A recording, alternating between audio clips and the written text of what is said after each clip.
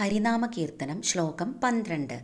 നക്ഷത്രപംക്തികളുമിന്ദുപ്രകാശവും ഒളിക്കും ദിവാകരനുദിച്ചങ്ങുയർന്നളവിൽ പക്ഷീഗണം ഗരുഡനെ കണ്ടു കൈതൊഴുതു രക്ഷിക്ക എന്നടിമ നാരായണായ നമഃ. സൂര്യൻ ഉദിച്ചുയരുമ്പോൾ ചന്ദ്രൻ്റെയും നക്ഷത്രങ്ങളുടെയും ശോഭ തീരെ ഇല്ലാതാകുന്നു. എത്ര വേഗത്തിൽ പറക്കുന്ന പക്ഷിക്കൂട്ടങ്ങളാണെങ്കിലും ഗരുഡനെ കാണുമ്പോൾ കാൽക്കൽ വീണ് തൊഴും.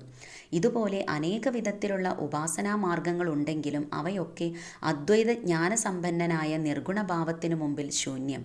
എത്രയൊക്കെ പുരുഷപ്രയത്നമുണ്ടായാലും ഈശ്വരാനുഗ്രഹത്തിൽ കൂടി മാത്രമേ പരമജ്ഞാനം പ്രശോഭിക്കുകയുള്ളൂ. അതിനാൽ ഭഗവാനെ നാരായണ, അടിയൻ അവിടുത്തെ അടിമയാണെന്ന് കരുതി ഇവന് അദ്വൈതമായ പരമജ്ഞാനം ലഭിക്കാൻ അനുഗ്രഹിക്കണമേ. അതിനായി ഞാൻ അങ്ങയെ നമസ്കരിക്കുന്നു.